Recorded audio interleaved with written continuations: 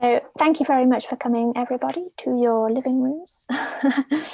Normally we do the composite project, which Joe will tell you a bit more about in a moment, in real person. So this is our first time we've done a show and tell introductory session virtually. So it's lovely to see everybody on our computer screens, and we hope you all enjoy the project, and welcome to Composite 2021. Just to give you a quick brief of what's happening this evening. My name's Sarah Bollymore and I'm the project manager. So I'm the one, if you've got any kind of admin questions or you need any links or anything like that, then please feel free to email me. And I'll also be doing some things on social media as well, and asking about photos and sending out contract and like confirmation letters this week for you as well. So the idea with this evening is I'm going to be handing over to Jo, and she'll just give it a bit of a welcome and introduce everybody, and then kind of give you some background information onto the composite journey, where we've been, the concept of it, and the plan really about how this year's project is going to work alongside Annie as well. And then it's time to hand over to the young composers. So welcome, team. And to introduce yourselves and just to give us a few lines about yourselves and you know, what you enjoy and the types of music and so forth, and what you're looking forward to in the project as well. And then for the most of the evening, we're going to be handing over to the musicians, because the idea being that, as you can see, they're all there primed ready with all their instruments. So the idea is that each one is going to talk a little bit about the work that they do, and to actually play some music as well, so that you get a feel for the entire ensemble. And then at the end of the evening, there'll just be some time for any questions and answers that we've got as well, and any other business. Okay, I shall hand over to Jo. Thanks, Jo.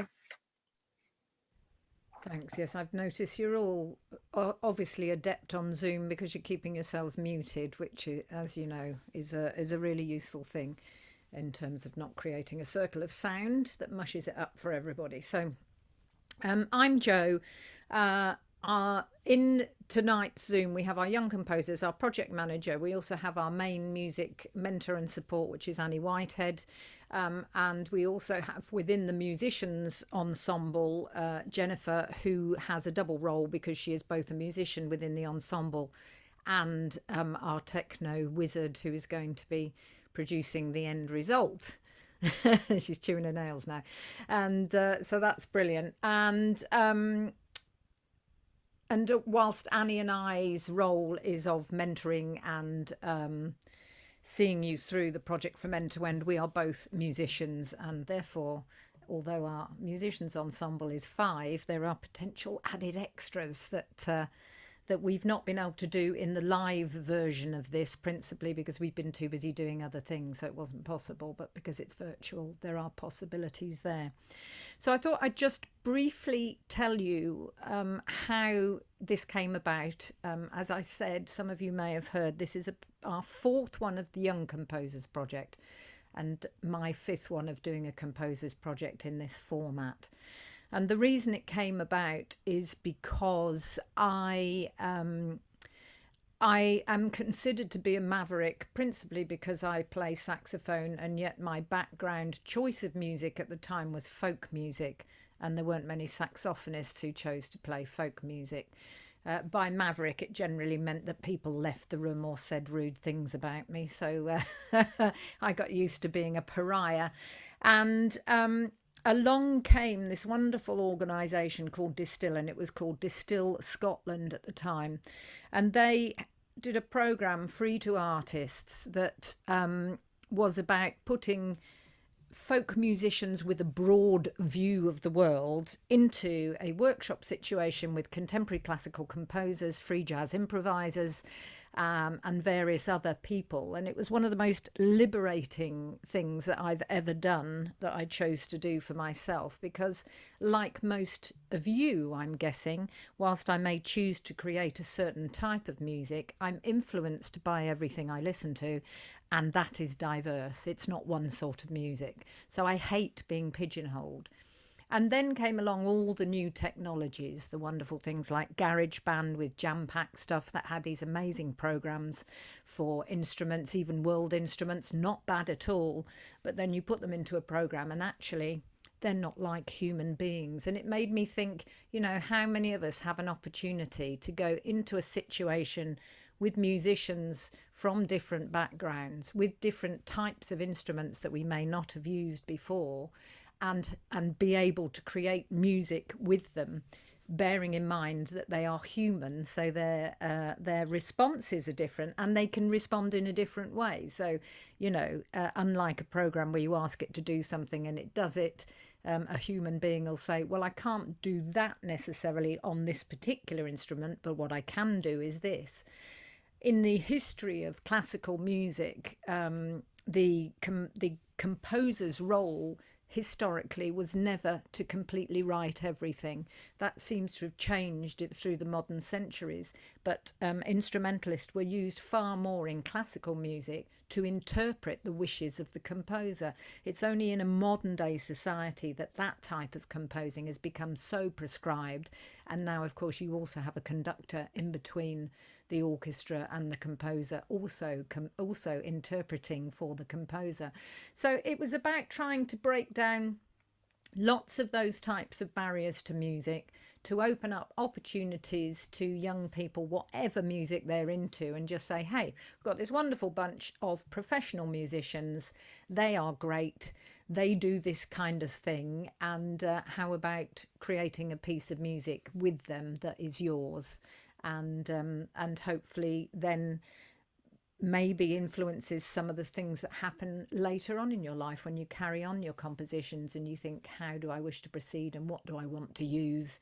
This will be a nice basis for broadening what you may have had access to in the past. So it's about access, I suppose. That's it, really. I'll briefly say, from my point of view, I'm predominantly a soprano sax player. I don't sound like most soprano sax players. I'm completely self-taught and I play it like a folk instrument, which means my tone is very different and my decorations are definitely from a traditional or world music feel. So, and I play whistles and I have some lovely Swedish overtone flutes and even have a crumb horn in the corner, she says, looking around the office. So there's all kinds of bits and pieces. That's me. Who should we go to next, Sarah? Shall I go round the room as a kind of no, maybe we'll do Annie and Jennifer's main roles first and then we'll come to the ensemble, I think. So Annie, if I hand over to you, if you want to talk about your role and how it's been and how you envisage it, especially as this is our first digital version, and we've discussed things a lot, but we don't actually actively know until we start doing it what will work and what won't. So I'll hand you over to Annie Whitehead. Thanks, Jo. Hi, everybody. I'm Annie. And yeah, I've done the last 3 composite workshops. So this is my 4th one. And my background is jazz and world music predominantly, funk, reggae, all of that kind of stuff. I've composed music for brass band, for various lineups and stuff like that. I'm also kind of self-taught, in as much as when I was 16, which was a very, very long time ago, I started being a professional musician, and in those days you just did it. You just went out and did it, and you learned from other people. You learned on the job, so there wasn't so much yeah, for a freelance musician there wasn't so much kind of, you know, tutorage as there is now. So yeah, so the way we've worked in the past with composite is, you know, the idea is that people can come along, they can write music or not write music. Some of the people here, some of the musicians here, well, all of the musicians here play really, really well from ear, and are really fast with kind of picking up ideas and stuff like that and working together. And then there's kind of, most people read as well. And, you know, how we've worked in the past is that people have come in with ideas, and we've kind of helped to shape those ideas as we go along. We've done that in a room together, so ideas can be heard, like, oh, let's try these two playing this line and this other person playing this line and stuff. That's not going to be possible. So we're going to have to figure out another way of working in terms of, ideas. And my role in the past has generally been working with the composer and then kind of acting as a kind of like modeling what it's like to kind of lead a band, really. So modeling what it's like to kind of more or less be in charge, knowing how everybody plays and wanting to use everybody to the best of their ability as well, and being open, to what people can do, and all of that stuff, and kind of experimenting. Colin's amazing with chords. Quite often we've worked with lines, and I've kind of gone over to Colin on the keyboard with the composer and kind of gone, shall we work out a chord sequence for this, because maybe it's been quite modal before then, so we've kind of worked, we've worked like that, and then individually with musicians as well, and with Joe, with the rhythm. So there's been an experimental thing, so people haven't necessarily come with a kind of ready-made composition, and kind of just like dished it out and gone, here you are, this is what you play, so it's all really been about kind of working together and learning how to work together, and discovering, how the piece can be changed, how it can be enhanced, and all kinds of stuff like that. So it's going to be really different this year, and actually we're quite excited about that too, because we could have not done it, but it's just like, yeah, let's go for this, this sounds really good. Last year we had to stop halfway through, so we'd done quite a lot of the work face to face, and then we had to kind of revert to it being kind of mainly recorded, and Jennifer did a great job at kind of patching it all together from rehearsals, and we'd gone quite far, so we had finished, the kind of finished thing. One of the reasons why I haven't played in the past was that I've been a kind of MC as well, so quite often I've been conducting, if the composers, and I've kind of been in charge of like the arrangement, and quite often kind of going, change, and stuff like that. So I've quite often done that, and some of the composers have also played on their pieces, so they haven't been able to conduct. So yeah, I've been kind of modeling that as well, how to kind of conduct, or that kind of stuff. So this year it's going to be put together, so we're all learning as we go along, and that's quite exciting. I'm sure we'll all have kind of creative ideas as well as we're moving through this project. And I think that's all I can say about myself. I play the trombone, which is, it's just a piece of tube that goes longer and shorter. And there's not really much else to that, but I'll when we do the musician thing, I'll play a bit of that for you later. Thanks, Joe. I have muted myself. Lovely.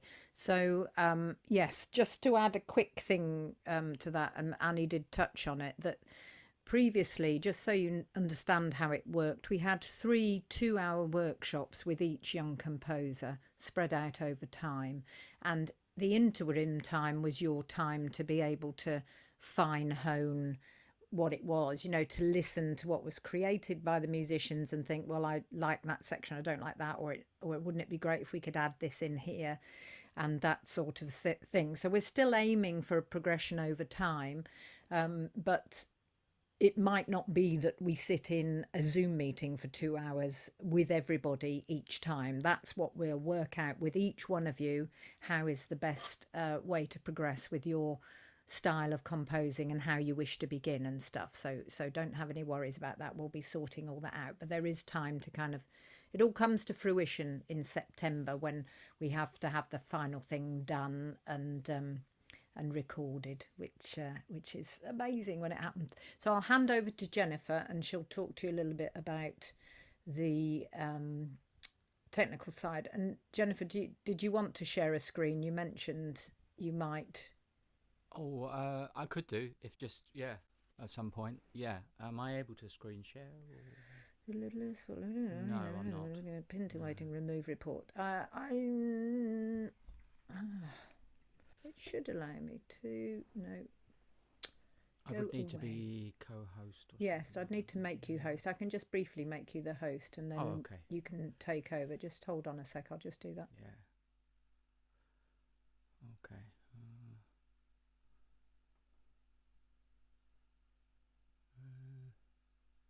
Sure. Oh, I'm the host now. Whoa, all this power. So I'm Jennifer Maidment. I'm a musician and a producer and a writer myself. And my background, I learnt piano, guitar at school, and then I got into studio work. So I've got a background in engineering and production as well, which is where I come in with some of the collating of things. So I came on into this project sort of about halfway through last year, and actually it was quite tricky because it was bits of rehearsals and we hadn't done things with clicks, and but I think we got a great result in the end, which was lovely. So as far as my own musical history, which I think is relevant here, I met Annie Whitehead, who's there on my screen. In many years ago, I was in a band.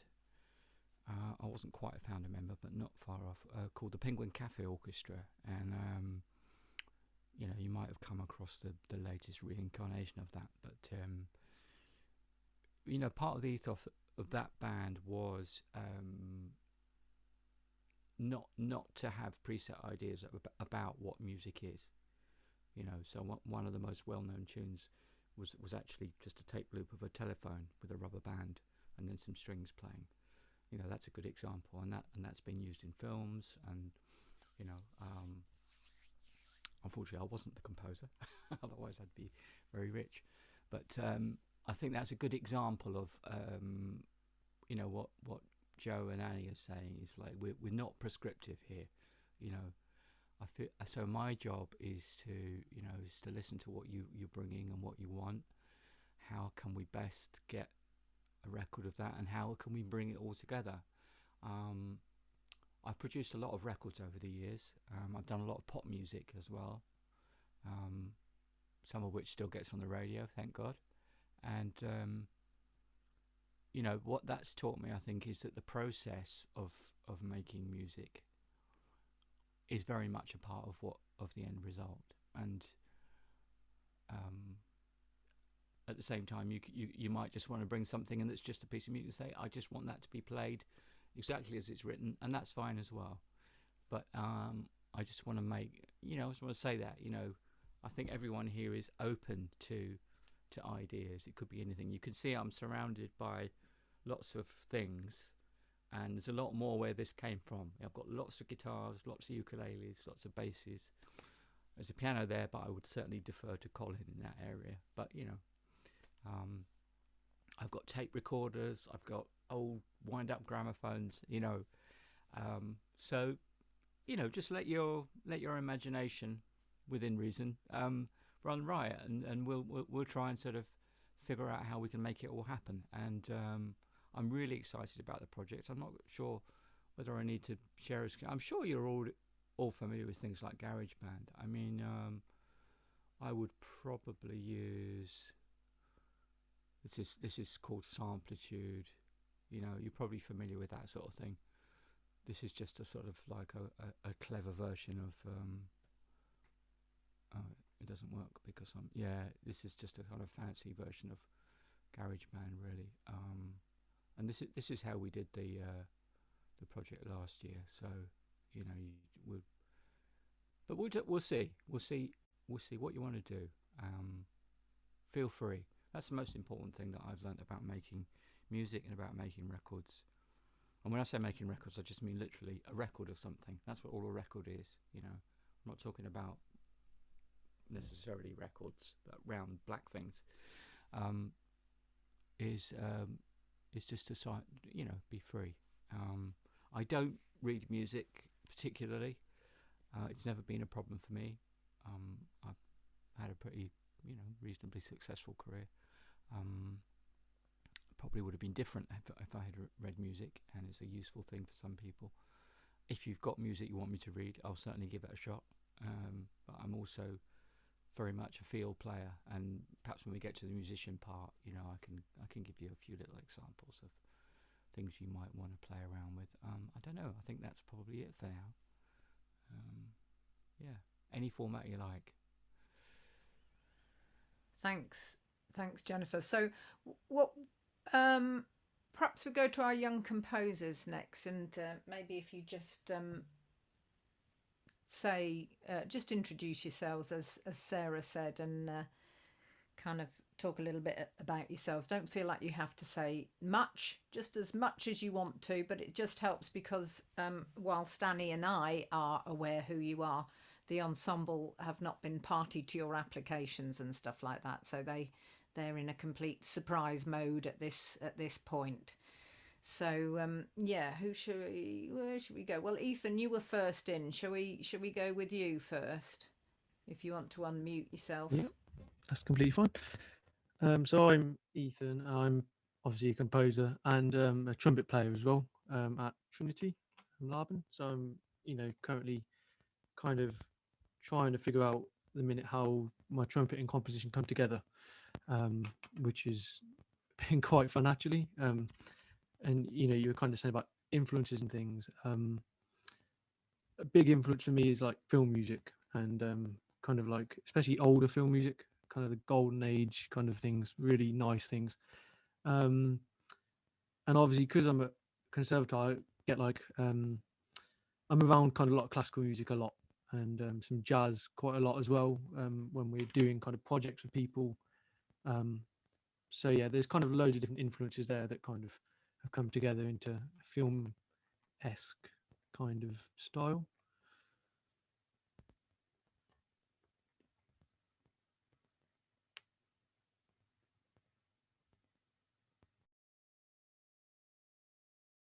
You're muted, Joe. Sorry, I'm multitasking miserably. I'm trying to read, listen, and do switching buttons at the same time. I think, Jennifer, you have to remake me the host. I'm not sure I can do it myself. I can try. I've already done that. You've already done that. That's brilliant. That, yeah. Ethan, thank you for that. That sounds fantastic. And then the next person round is Oliver. Hello, I'm Oliver. So I'm not studying music or anything at the moment. I've just finished my first year at uni doing chemistry, but I've always had a really good interest in it, and I play cello, trumpet, and I'm self-taught clarinet. So not the best, but reasonable. I've been in a lot of orchestras, and I really enjoy like classical music, romantic music, stuff like that. And I've composed quite a lot in lots of different styles, and I kind of just want to use this as an experience to branch out with styles that I haven't really tried before, and see if I can expand my range as a composer.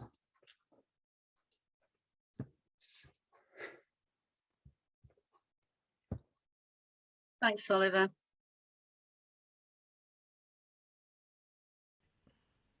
I'm really slow at this, aren't I? It's because it's not my main computer. I apologise. You'll get used to me.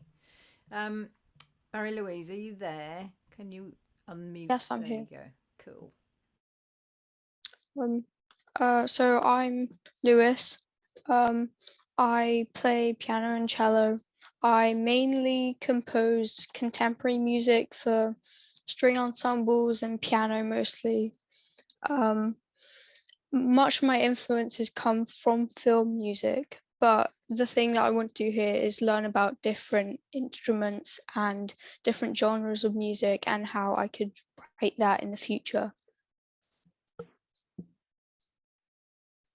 That's great. Thank you. Nice. That's lovely. And then last but not least, we have Gabriel. Hi, I'm Gabriel. I started off playing piano, then moved to the clarinet, and then kind of just naturally onto the tenor sax. And I'm very interested in like film, composing for film, and like the sort of atmosphere it like creates for a particular scene in a film. Yeah, and I saw a clip the other day on YouTube, and it was a clip of E.T., a scene in E.T. but without the music, and it was the clip where it's like the main tune with the boy on the bike, and they didn't have any sound over it, and you can see how sort of different, and it seemed very odd compared to like with music, and I'm sure it's exactly the same for other films and other scenes. But yeah, I'm just really interested in film music, but I'd also like to, like you say, branch out different sort of genres and just try anything really. Lovely, thank you. Yes, it reminds me Thanks, of Gabriel. that saying about in between all the notes there is silence, because silence is also used for atmosphere as well. But if it's only silence, it only creates one kind of atmosphere. So what we'll do now is we'll go around our ensemble will introduce themselves and some of their instruments. If they don't, they probably won't necessarily demonstrate them all, because some of them are multi-instrumentalists, but they'll tell you the kind of range of things that are possible. So Joe, as you're up in my top corner, do you want to start? Yeah, that's fine. Hello everyone, I'm Joe, and you can probably tell by now I'm a percussionist. I started out as an orchestral percussionist. So I trained at the Royal College of Music and then freelance in orchestras, and was totally dependent on reading music for many years. And then I got really interested in folk music, traditional music, and I hardly ever read music anymore. But yes, notation's fine. If you're going to provide that, I'm fine with notation. But also, most of the things I do now, there's no notation at all. I mostly play in folk-ish bands now. I've done quite a bit of African drumming. I've done a bit of Cuban drumming. A lot of the projects I get involved in are actually, in some ways, similar to this. They're not sort of specifically one thing or another. So lots of different influences, really. So I play quite a lot of hand drums now. So this is a conga. You may well be aware of that.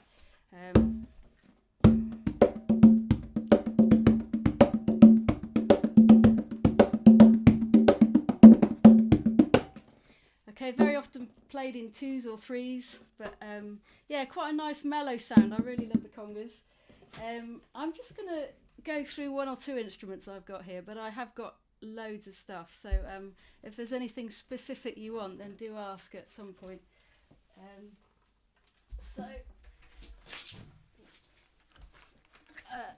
Okay, so this is quite a popular instrument these days. This is the djembe, which, have any of you played djembe? Yeah, probably. Cool. So this one cuts through a lot more. So if you want a sharper sound. Okay, that one's a lot louder. There we go, that's the djembe. I've got quite a range of cajons. I was thinking about it earlier. So the cajon is the wooden box that you sit on and play the front of, which I have one of those in the other room, but I also have a strap-on version, which is great when you're doing gigs and you want to stand up and jig about. It's possibly not quite so good for Zoom, but it's...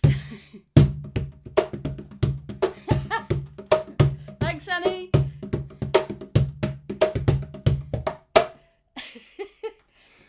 So this is a cajon. I've got a variety of cajons.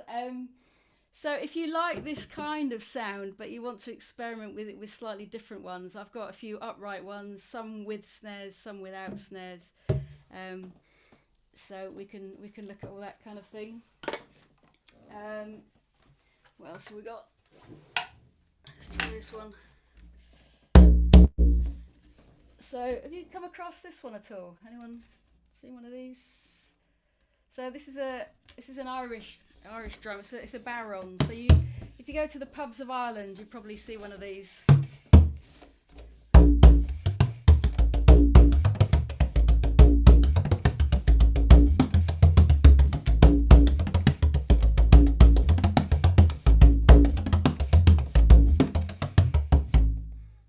So playing with a stick on one side, and then you're kind of getting the high and the low sounds with your hand on the other side. Okay, so this is, yeah, you see these a lot in folk bands, but particularly Irish bands.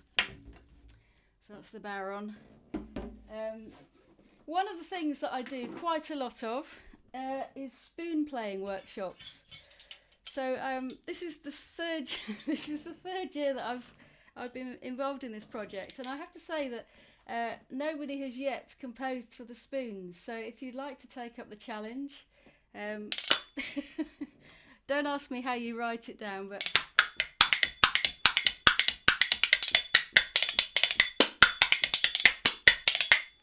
so that kind of thing. So that's just a pair of spoons. So, so if you want to experiment with that, that's all good. There's been quite a lot of talk about film music, so I do have quite a lot of sound effect type things, not right here, right now, but if there are specific sounds that you're after, do let me know and I'll see what I can find. I can sort of send you some little videos of lots of different noises. So yeah. What else was I going to show you? In terms of tuned percussion, as I said, I used to play in orchestras. I used to play a lot of the tuned percussion in orchestras, but I don't have any of those instruments now. However, I do have a balafon, which is a West African xylophone, and I'm just going to turn you around so you might be able to see it. Ooh, there you go.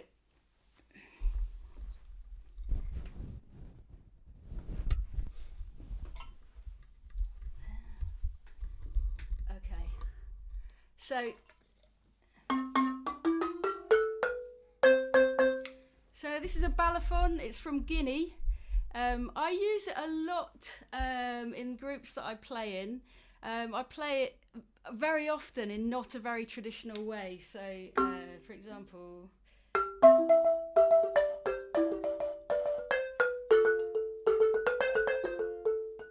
so just tunes that I play with various groups. So you can use it in that kind of way. The traditional style, there are lots of very rhythmic, repetitive patterns. So something like this.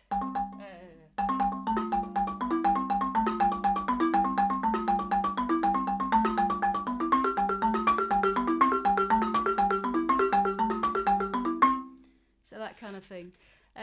So yeah, experiment with this if you want to. It's in C major.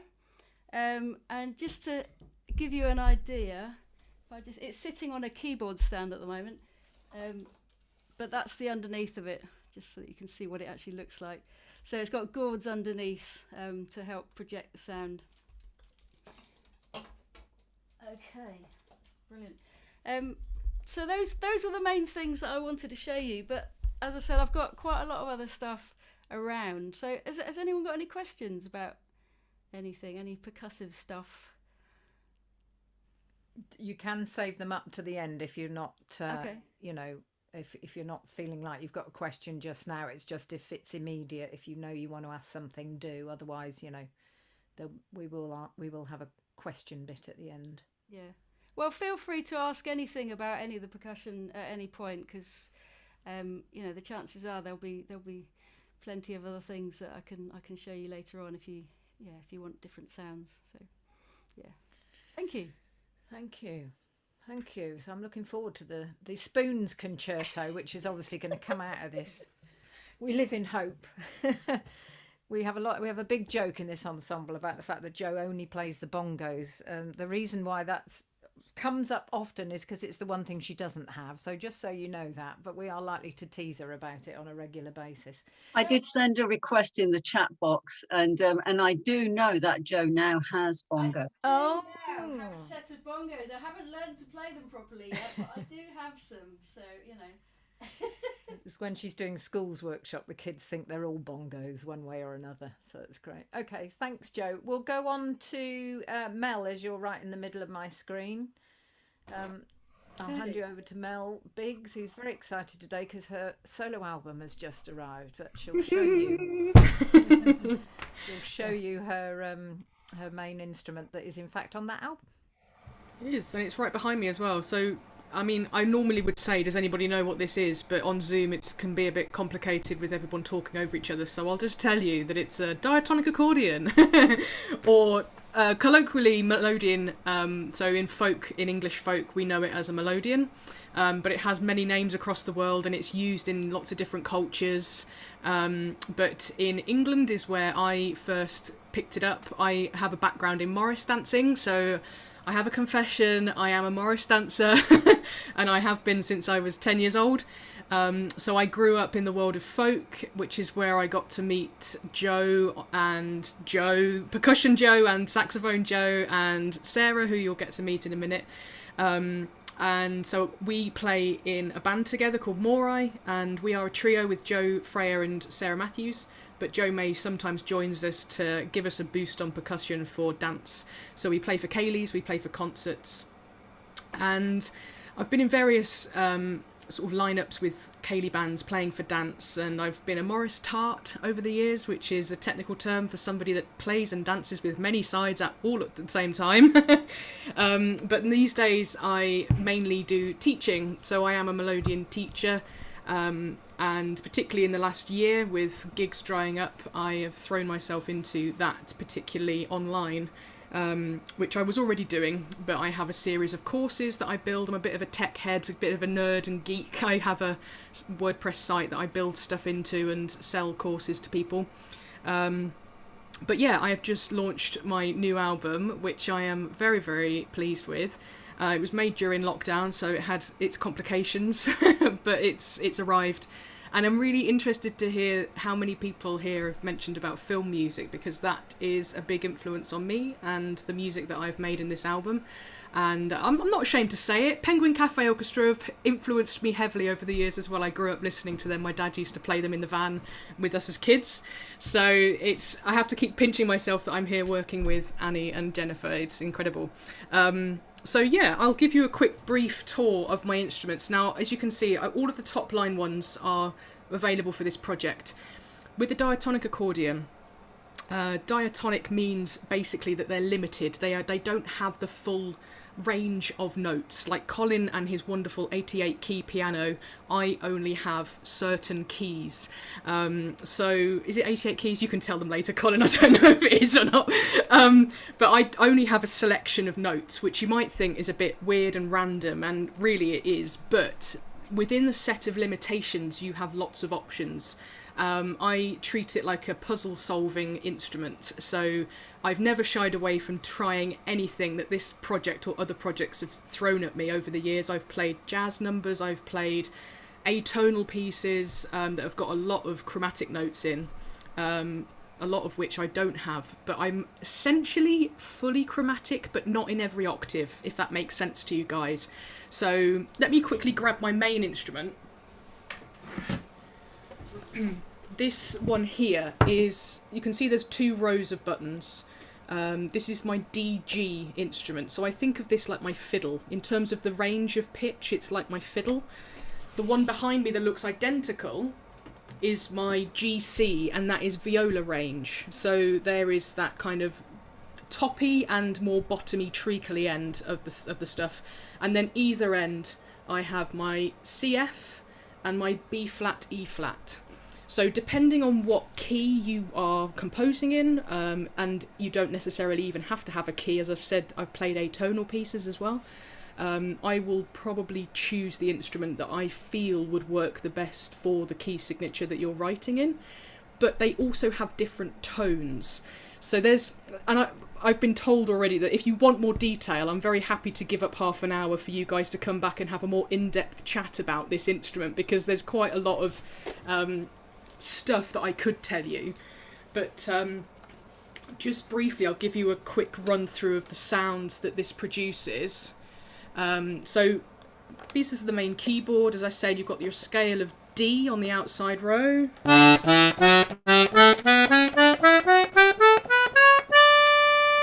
And it's a 2 octaves and a bit. I've got a little bit at the bottom and a little bit extra at the top. And the same on the inside row. This is my G. I've actually got 1 note missing right there. So, you know, you can kind of see that there's a few little gaps and things. I also have my accidentals or chromatic notes. So on the inside row here I have E flat and F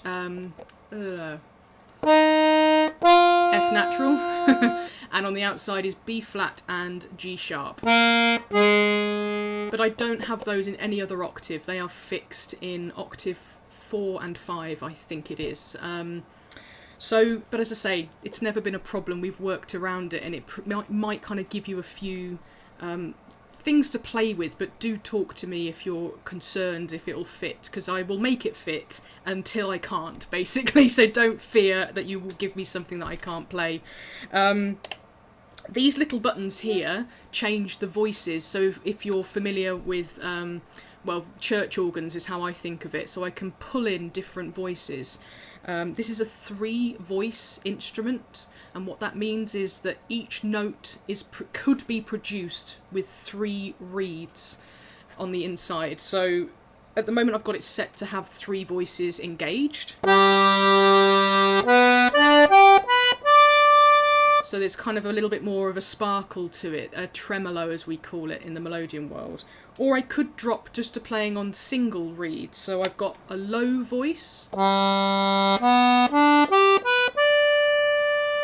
Or conversely the high voice.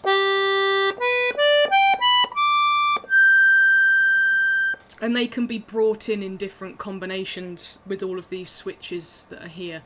Now, as I say, this instrument and this one here, I'm going to put my camera back up, they are identical but different tunings. The 2 on the end don't have all of the registers, so they are just fixed voicing, and they're a little bit more agricultural. So they're a bit more rough around the edges, but they're a nice tone. What I might do actually, just give you a blast of that, because it is a bit different. So this is my flat box. B flat, E flat. It's a bit more mellow, slightly lower than the DG, but it's a 2-voice instrument. So we've got 2 reeds, and they're both tuned in the upper octave, so they're a bit more bright.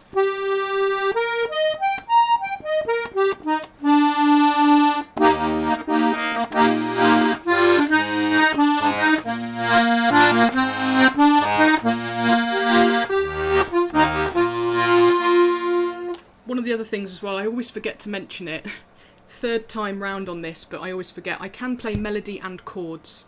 So essentially you've got a left hand of a piano and a right hand of a piano, but you could also play chords on this treble melody end. So it's quite versatile, even though there are limitations with what notes I actually have. I think that's everything. I also play flute. I always forget my lovely flute, and actually I shouldn't, because I've had some brilliant challenges over the last 3 projects, and I got my jazz flute fantasy last year. So again, throw anything at me there. I'm always get a bit scared, but I can always pull it off. So yeah, I got to grade 5 on my flute, so I'm not like super duper, but I like a challenge. I've never been formally taught on this instrument. I'm self-taught. And I do read music, but I'm very capable by ear as well, and visual scores, and whatever else you kind of want to throw at us. I'm pretty sure we've seen it by now, but it's all good. Yeah, hopefully I haven't missed anything out, but any immediate questions that you want to ask? Again, I'm happy to give up some extra time to go through in more detail, because there's quite a lot I've missed out, but... Yeah, and as I said, this is videoed, so... if you feel like you might have missed some of that, then you can access the video of this meeting and you'll be able to hear some of that again. Thanks, Mel. That was great. If we move on to Colin as your next round on my screen. Colin sat in front of the keyboard there, is a multi-instrumentalist. He'll tell you all about that. Hello. Oh, am I very distorted? I'm getting a very strange sound. No, you sound great. You're not distorted on my headphones, right. Oh, no. it's cleared up. Yeah. I've suddenly got lots of things back out of storage because I've been doing a lot of live teaching, and I had to plug everything back in and couldn't remember what plugged into what. So if I've got the occasional thing. So I'm Colin. I am originally by training, well, actually by university training, like Oliver. Hello. I did chemistry. But I was originally by training a classical violinist, and when I went to university, I actually went with a choral scholarship and abandoned the world of chemistry and went into classical singing.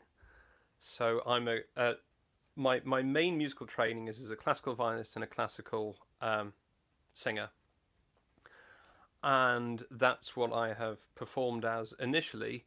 But when I was a teenager, I developed a great love for what at the time was often referred to as third stream music, and it's kind of that thing in between when jazz musicians got very, very influenced by classical music, and classical musicians got very influenced by jazz, and bits of world music popped in, and that's what I did a lot of my work in. So apart from being a singing teacher, which is my kind of daily job, and a singing performer, I do a lot of my performance. One of my instruments of use is piano. I play it absolutely every day, but I am completely self-taught. But I've been playing it a very, very long time, and I read music, obviously, because classically trained. I play piano as well as accompanying students. I play piano in a soul band, well, hopefully when we get back gigging again, and in a jazz trio. So I enjoy taking music apart and revoicing and reharmonizing. So it's always good fun to do that. My gigging instrument of choice is just a Yamaha, just your bog standard electric piano with all of the 80s type sounds on, a bit more vintagey.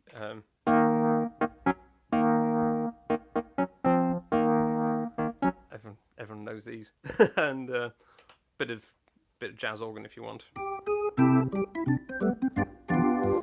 Everyone's favourite sounds. So feel free to explore music that I can do electronically through this. I haven't got a violin out yet because I'm going to defer to Sarah for that, because Sarah's going to do a lot more violin stuff than me. But I have, since lockdown, taken up a slightly second job. I'm now teaching violin as well, which I wasn't before. But I've had to resurrect that. All sorts of stuff. I'm also a saxophonist. So, like Joe, I have soprano sax.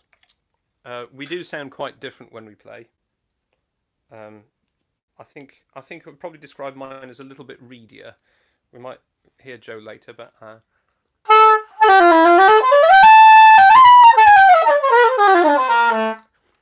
it hasn't been out for a while or blown in.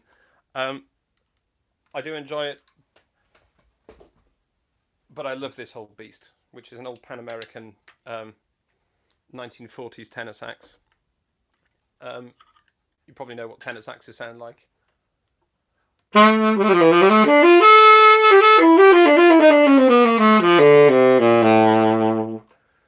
It's got a lovely mellow sound, which I really, really enjoy. So anybody wants to write kind of moody atmospheric music, feel free.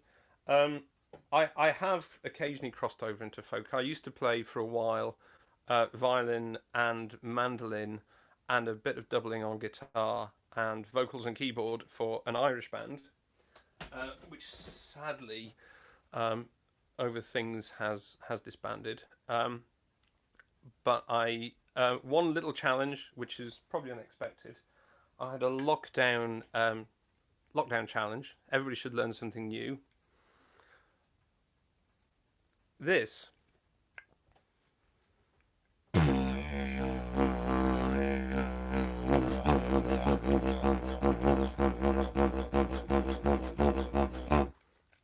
is a box didgeridoo.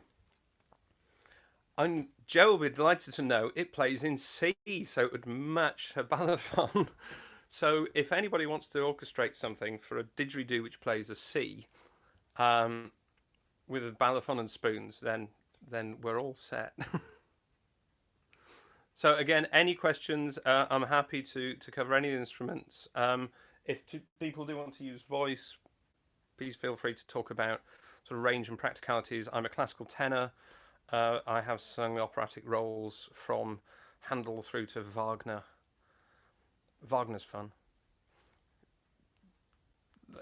Goes on for a very long time.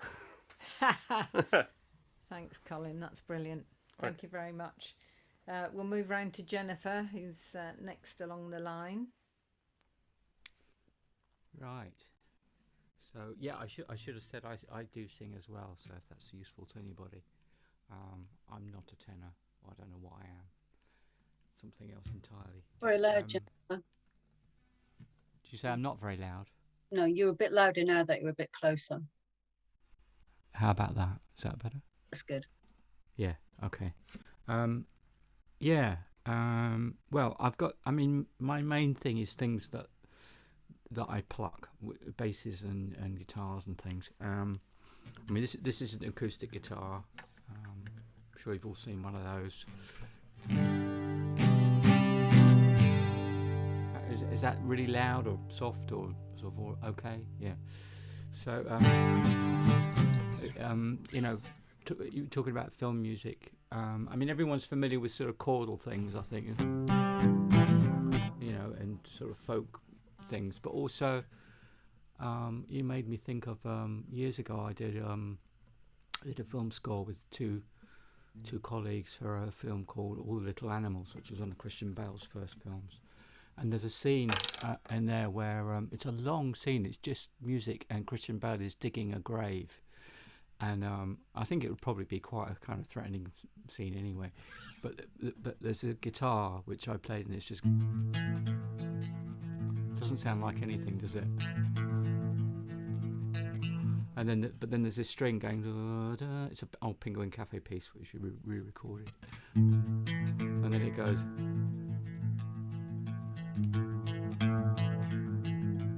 And the whole scene sort of it gets more and more ominous. Is that the right word? Ominous. Yeah. So you know, in terms of guitars, I suppose the reason I'm saying that is just like, don't just think of it as a thing that just plays tunes or chords or strummy things. Sometimes it makes a really interesting drone or.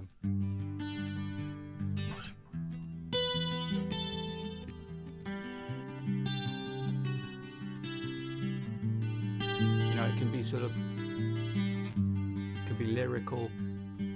I've got 12-string guitars. I mean, I'm not going to get them all out because it'll be all day, but I've got 12-string guitars. Every kind of guitar that you can think of, electric guitars. I'll give you a little bit of electric guitar just for a contrast.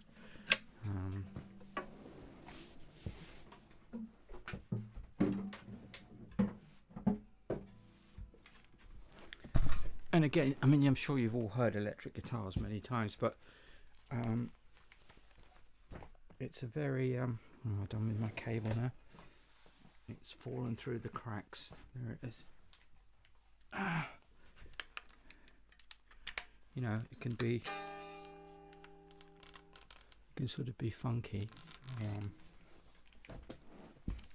you know, princey. So it's a bit dirty, isn't it? Let's clean that up a bit.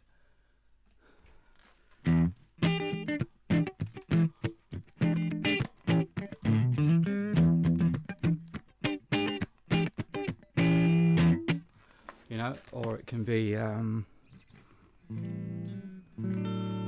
it can be put a bit of chorus on it, you know.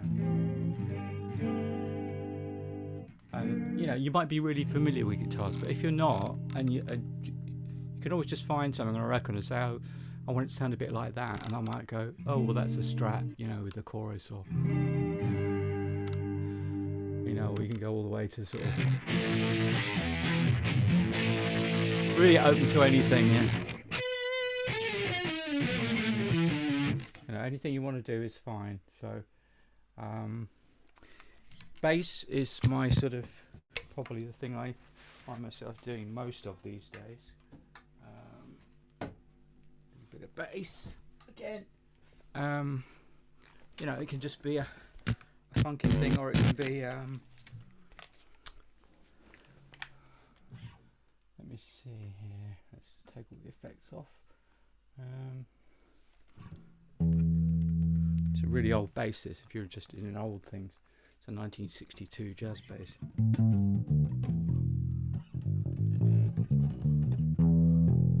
And it's interesting actually what Mel was saying about an instrument that's limited. I mean, this one's not limited in terms of notes, but it's arguably limited in terms of sound. And yet, you might actually want that, you see. I did an album last year and I took about sort of 10 different basses into the studio. And I kept trying to get the other basses and the producer just kept going, can you play the Fender? Because it's got this kind of very sort of dark kind of a sound. It's sort of, I've got a rhythm machine in this.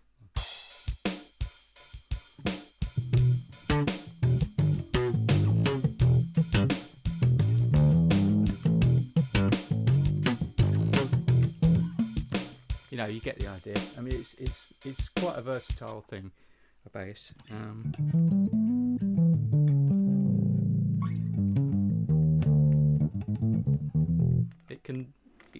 It can do a lot more than people think sometimes, a bass. So that's that. Then there's all the I won't take up too much time, but I've got a lot of different ukuleles and quattros and things, and they can be really nice colours. We used them a lot in the Penguin Cafe Orchestra. In fact, some of the pieces were just ukuleles and quattros.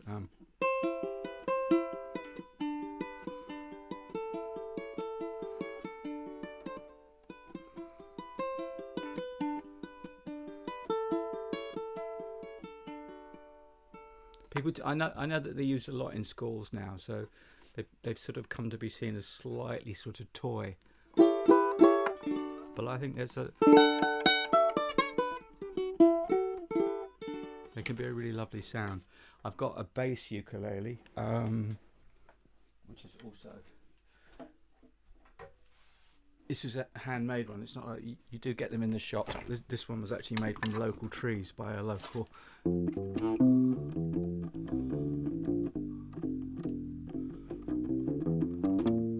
You know, it's very different to a bass guitar, so you might want that. It's not plugged in, so you're just hearing it through the mic, but it's a really nice thing. 2 more, then I'll leave it. There's a so mandolin, way out of tune, and I'll just grab the quattro off the wall. Basically, Jennifer can actually fulfill most of the roles herself, probably, and then we'll just hop in on top. This is a Venezuelan quattro. You know, I know they all look sort of quite similar, but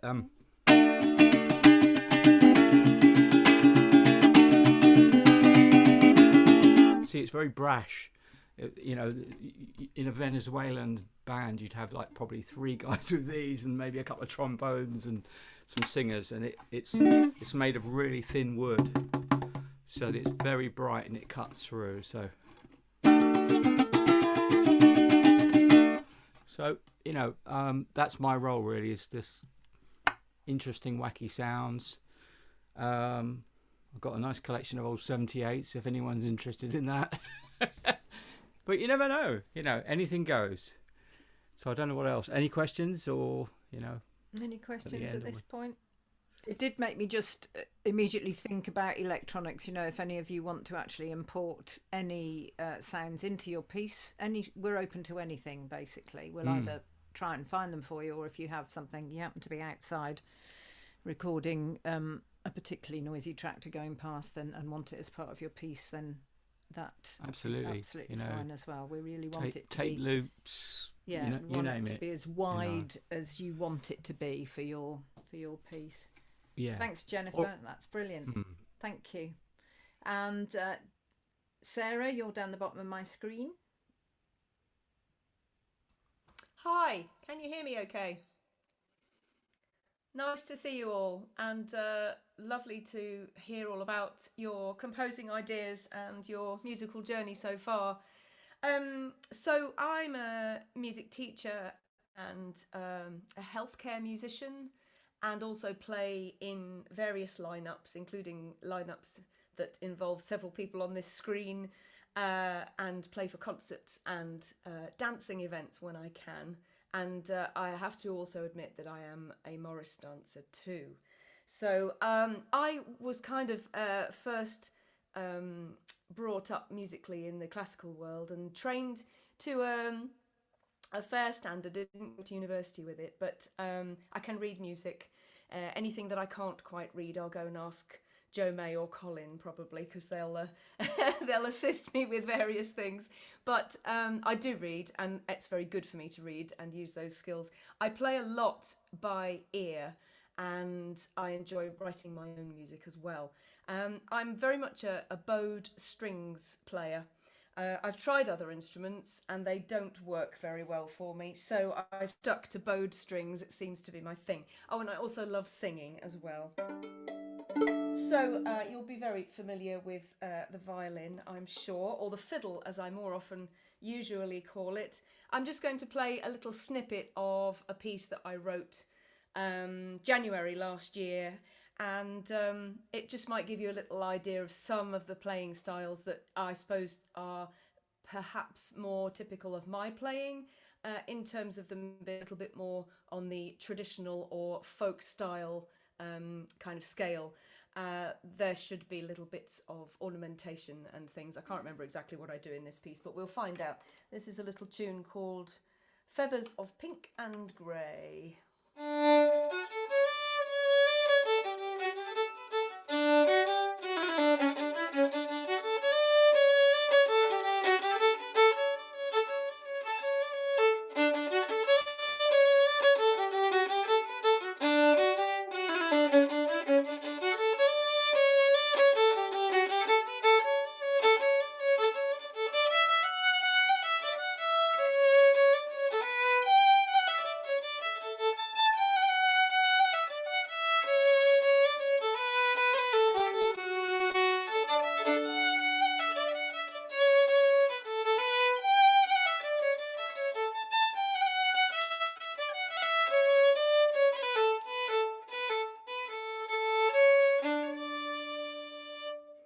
So there we go, as a little taster of some fiddly music. I play a lot of different traditional tunes from different styles. I enjoy English style and European music most of all, but I have played some Irish music, as Colin was describing, and yeah. Okay, so I also play the viola, and I imagine that you all kind of understand from a little bit similar to what Mel was saying. This is sort of the next big brother in the family. I know we've got some cellists here, or at least one cellist, so you'll be familiar with that family of instruments. So this is the next voice down from the fiddle or the violin, and I thought maybe I would just do a totally different style from that last piece on this instrument. And play some chordal stuff, because I quite like exploring harmonies and as well as playing the melody instrument in everything. And I quite enjoy playing chords, which I think is probably more unusual for a viola player, so it might be something that you fancy exploring.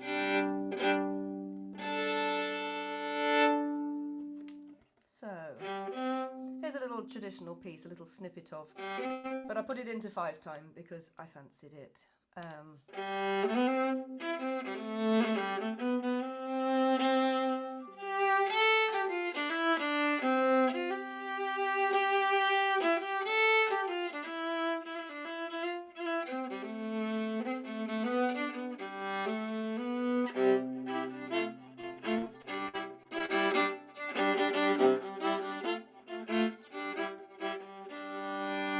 Now time is a precious thing, time it is passing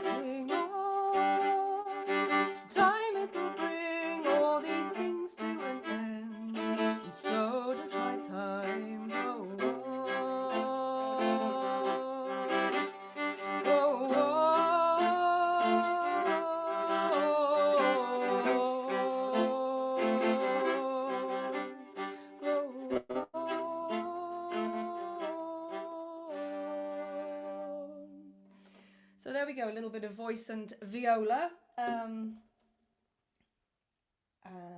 what else? Oh, this is an interesting one that might be of particular interest to some cello players. So this is the kind of instrument that's usually missing from the family. This is the one that's between the viola and the cello, in a sense. Its range is from the top string is an E string. They are octave of a normal violin. So the top string is E string above middle C, and it goes down to the G string of a cello. And this is my latest acquisition in the summer before 2020.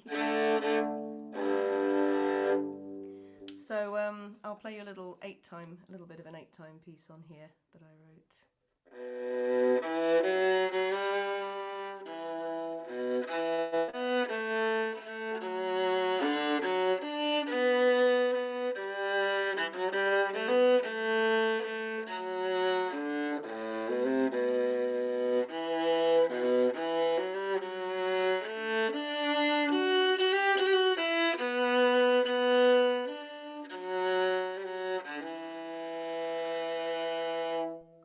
So it's got quite a lot of depth and richness for it. You can sort of see it's a slightly wider body shape at the bottom to sort of try to bring out the depth that the cello would perhaps normally have. But it's quite fun. I can play chords on that, but it does kind of send an enormous amount of vibration through my jaw, so I probably don't play it too much. Yeah, that's me really. I'm not sure there's anything else to mention. I hope that some of that is inspiring. You find some ways to use some of those things. Thank you, Sarah. That's great. I'm conscious of the time. Annie, do you want to blow down your metal thing that's basically a tube? Yeah, I'd like to have some time as well. I mean, are you saying I should keep it short? Yes. Oh, okay. Yeah, well, just quickly, I mean, I played every style of music, and I started writing music for my own band quite a long time ago. I've produced quite a few albums under my own name, mostly instrumental music. Worked with a wide variety of musicians, from electronic musicians, African musicians, yeah, every kind, and also of kind of particular interest to me, you know, very free musicians as well, very free experimental musicians, and you know, I really like that, and you know, that would be encouraged as well during this project. You know, if you want, you know, if you want to just like really just talk about textures or anything like that, you know, just in kind of like very kind of free things, and you know, working with things like maybe, you know, each person having one note, you know, and kind of bringing it in and out and stuff like that. So all of that stuff, you know, I mean, I think, you know, really kind of, you know, expand things. I'm just going to play you a few sounds on the trombone. I mean, you all know what a trombone sounds like, but it can be like really, really sweet, like.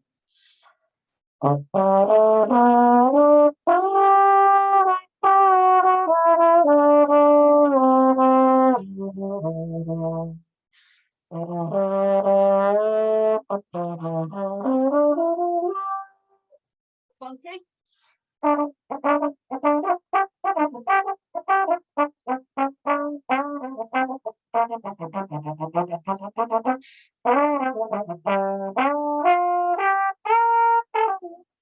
Really loud.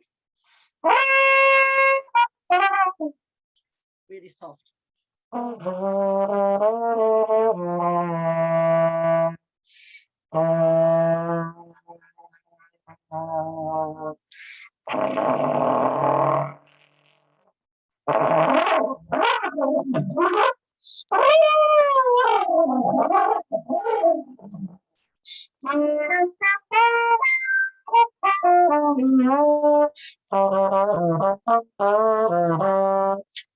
Plunger mute.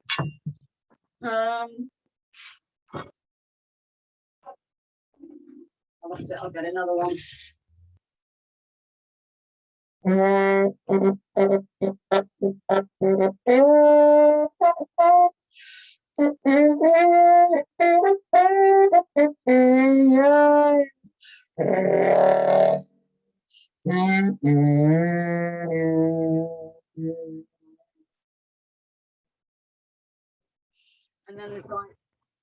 unmutes.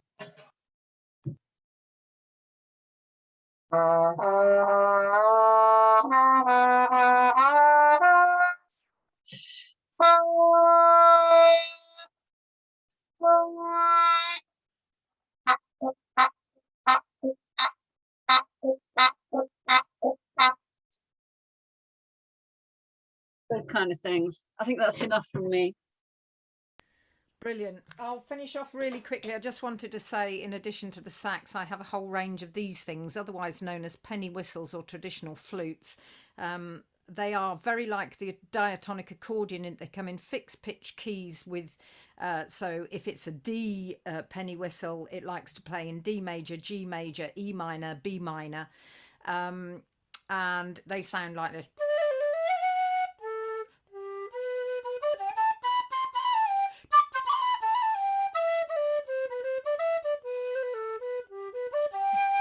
And that's a G1, and I have them in B flat, D, C.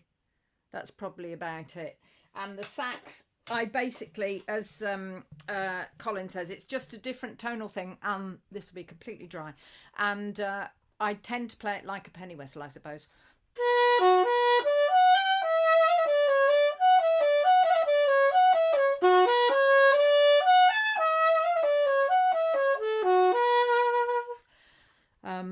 So a lot of vibrato. They're just things that I picked up as I apparently play like I sing, I play like I play, and also I play from listening to string players a lot. So if I play simultaneously with Sarah, sometimes in a recording you can't tell which is the violin and which is the soprano sax, which is interesting with a reed and a string together. So that's me in brief, should you wish any of that. And as I said, there's overtone whistles and bits and pieces. Thank you, everybody. I hope you feel inspired by that. I do. I think it's a great range of not only instruments but people who just are wonderful. So you've got so many opportunities at your fingertips. We will explore with you what may happen next. But just to give you an idea in relation to what's happened in the past, some people have come with a full score and then tweaked it as they've gone along. I'm thinking, for those of you who are in that ensemble, Kaimari, who kind of had everything scored out from the beginning. Other people have come with an idea for a riff and only that, or indeed used one of their first sessions to listen a little bit more to individual instruments playing a particular line, and then worked out where they wanted to go from there. We, predominantly Annie and myself, will work out with you in advance how the best way to start for you is, and how we then progress as the weeks go on. It will be completely up to you how much time you put into this. We want you to have a lovely piece at the end of it, but it doesn't have to be 15 minutes long, for instance. You know, if it ends up being 2 minutes of complete loveliness, then that is absolutely fine. It's more about the entire process and what you get from it at the end. That little nugget will be lovely, but there'll be so much that you'll have gone through in that journey that will also, I hope, be of a lot of value to you. Can I come in here, Jo? Yeah, just quickly. Yeah. It's worth listening to the pieces that we worked on last year for the composers. That will give you an idea. I'm sure Sarah can send you a link. It'll give you an idea of the breadth of things. There was like a kind of folk tune. There was a really kind of filmic piece. They were all really lovely.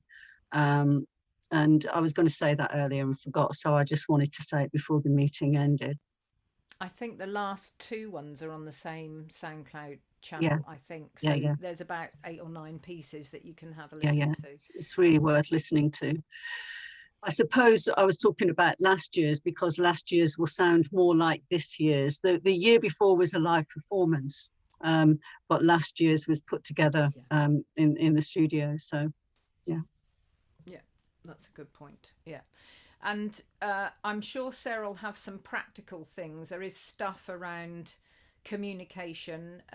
I will make my pledge to do my best to spell your email addresses properly, but my if my computer won't let me copy and paste, my mind, as I've already explained to some of you, scrambles the letters and puts them in the different places. So that can mean that's why it's awfully handy having a project manager who does most of the really important communication. But if I send something to you, we can discuss with you what your best forms of communication are. It is really helpful to me to just have an acknowledgement that you've got it. I don't always need anything more than that, but if you just think, oh, she'll know I've got it, I won't unless you tell me, because I know I go into people's junk folders and texts don't always get seen and stuff like that. So do respond. It's really helpful just to know you're out there and that you've got the message, and then we can talk about anything else at another stage. Sarah, do you want to talk about communication a little bit? Yeah, thanks, Jo. Yeah, so just really, if you want to let me know, have a little bit of a think about it. You don't need to make a decision this evening, but you've all got my email address now. But if you want a separate WhatsApp group setting up, for example, if you like using WhatsApp, or if you want one with, we've got one as a creative team with all the musicians as well. So if you want one with everybody, you might want one just with young composers together on your own to chat through ideas as you go through the process. And if you get a bit stuck or anything, to just kind of use that as a sounding board. But also, you know, if you want text or email or Facebook Messenger or anything else, have a little bit of a think about the best things and ways that, you know, you're happy communicating, and just let us know so that we always know which ones to use for you. Because this is an entirely digital project, we've got many options out there, but also as well in terms of file sharing and things like that. Do let us know what devices you're using at home as well, so that we can make sure that we adapt and work with you as we go along to make sure you've not got any stumbling blocks along the way. Speaking of the digital side of things, we have a social media page which is Composite Orchestra. Is that it, Jo? Composite Orchestra? You're asking me? Yes, I think it's Composite Orchestra. That was a hangover from the past, the title, and then we've ended up sticking with it for now. Yes. But yes, it's Composite Orchestra. So yeah. So if you want to go and have a look on that, you'll see things from previous years on there as well. So we've got pictures, and I think we've actually got little videos on there from previous performances as well. So that'll give you a range of things. But if you're all happy as well, what we normally like to do is introduce our young composers on there. So if you're comfortable with that, then please do just email me a photo of yourself, and just a little bit of information about yourself. Can be as quirky as you want to make it, really. So it's just a behind the scenes thing, but that's totally up to you guys if you want to do that and have a go there. I mentioned at the beginning that I'm just sorting out some confirmation letters for you this week, which goes through all the details of things when we take photos. It'll be very different online this year, and also about the recordings at the end and things and terms and conditions. So I'll make sure that you've got them all by the end of Friday. Okay, thanks. It basically means that, as I would normally say, that if you write anything really good, that we're going to go off and make it famous, and you won't get a penny. You know that. I am only joking. No, you will maintain ownership, but there is something in there about us being able to use it to advertise future projects and to show what you've done and what we've done as a composite thing. So it's worth having a read through. Don't be worried about the word contract. It is more of a confirmation of what's going on, and it just means that we know that you know what you've kind of signed up to, really. I'm aware we've got 3 minutes left. Is anybody burning with a question at this point that they would like to jump in with? Do feel free. You can either, if there's going to be several of you, there's a little function at the bottom in reactions where you can put up your hand, or you can just shout out, because nobody's jumping in immediately. But if you want to ask anything, no such thing as a stupid question. If you're thinking it, somebody else probably is. Don't feel obliged either. Silences are probably longer on a Zoom than they are if you were sat in a room. Oh, yeah, here we go. We've got Ethan with his hand up. Go ahead. You mentioned about electronics and things.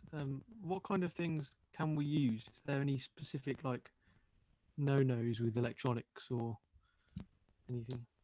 Are you talking about in terms of recording yourself or electronic sounds? What? You mentioned like electronic sounds and, you know, like electronics just generally in our pieces. Is there any kind of things we can't do or any things that are easier to do with what we've got?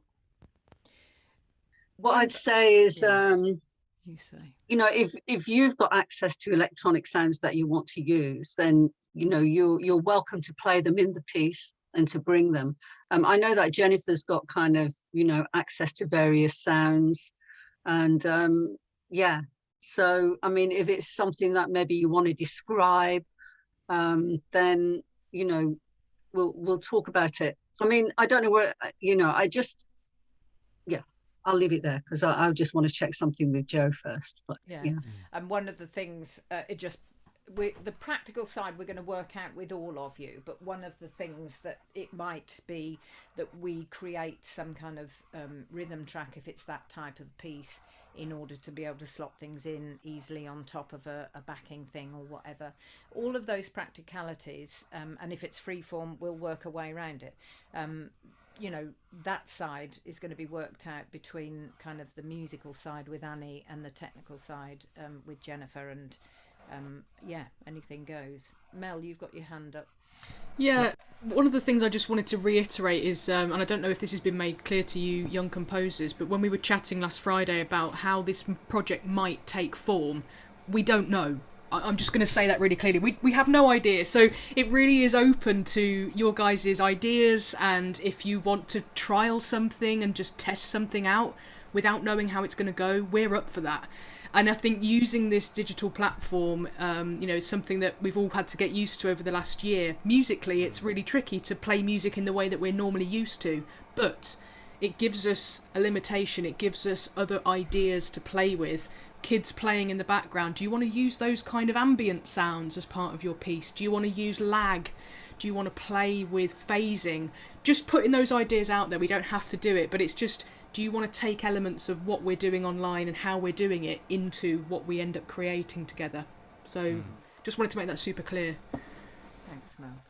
Just briefly as well, I mean, I don't know, Colin might have stuff as well, but I've got some bits of sort of old technology if you're interested in that, like an early Moog synthesizer, which is just knobs and, you know, but it can make some interesting, slightly unpredictable sounds. And some early rhythm machines. You've probably got that as well, have you, Colin? Or analog synths. I've not got analog synths. I've got sort of very old Yamaha keyboard stuff, with some fairly dated sounds on, to be fair. But just to say that if you do have sounds that you want to import and play, this piano doubles as a MIDI trigger as well, so I can play any sounds in. Or if you want a more synthy organy sort of style, I've got other keyboards that are just MIDI trigger, so I can play in things that have imported sounds. Yeah. Great. Yeah. Can I just talk about possibly the next stage? I mean, there's going to be a workshop, and I mean, just come in on this, Joe, if you want, but it's just quickly. I mean, this is about a new piece, so this is about you creating a new piece. So this initial thing, so you've kind of heard what the instruments can do, you've met people, we've started the kind of ideas thing, but there will be so, you know, you going to need to go away and start thinking about, you know, what, you know, your starting point, whether you just got riffs, whether you've just got ideas, whether you've got pieces and stuff like that. And there'll be preliminary time with me to talk about what you've got and to discuss it. Time with me or time with me and Joe. We haven't figured that out, but one of us anyway. Yeah. Really to start talking about what you think your piece is going to be and how you're going to work. So you won't have to do that kind of here, fresh in front of everybody at first, you know. So I think that's going to be part of the process, and it always was part of the process as well, was you know, we worked together at trying to kind of get you know, your ideas. And so yeah, so you've heard what people can do. I know what people can do also. So, you know, we can work on that, and then we, you know, then kind of work with the musicians and stuff like that also.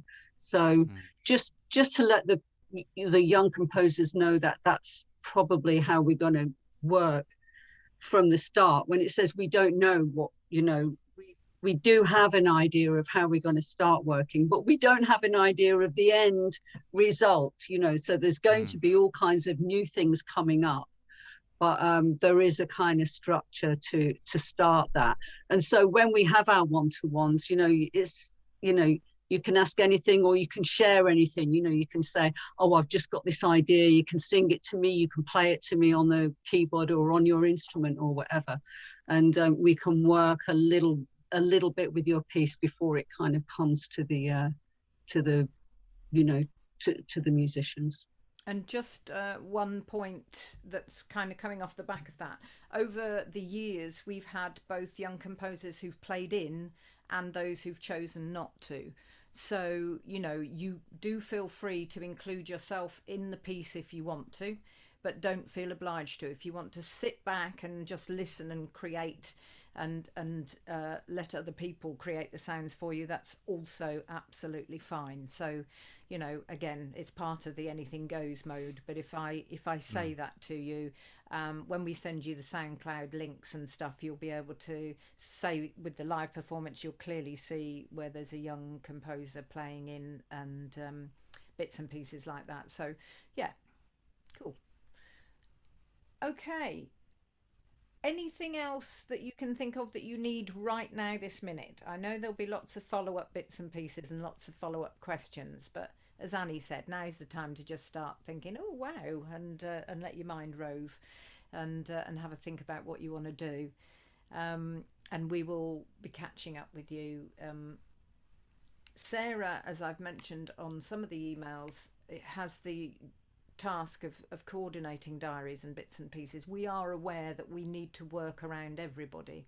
That includes musicians whose diaries are now starting to have things in, but also, you know, some of you may indeed have exams and bits and pieces that you have to do, as well as your annual family holiday and stuff like that. We will be doing our best to make sure that we can work around everybody's limitations, and we're hoping that the digital side actually liberates that rather than constrains it. So, you know, do feel comforted that we will be taking all that into account.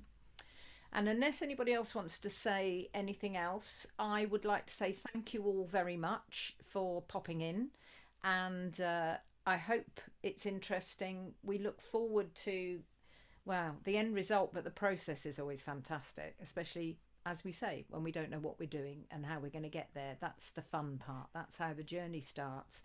And it's going to be great working with you all. So thank you for signing up, and we look forward to hearing from you.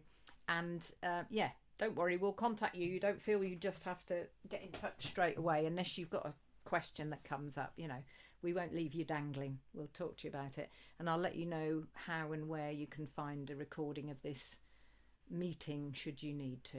I'll send a link for that. Okay, everybody okay? If so, I'll say goodbye and enjoy the rest of your evening and the rest of your week, and we'll see you all very soon. Okay, thank you very much. Thank you. Yeah, thanks everybody. Thanks everybody. Nice to meet you. Thanks for being here. Bye everyone. See you soon. Yeah. Yeah. Bye everyone. See ya. See ya. Bye.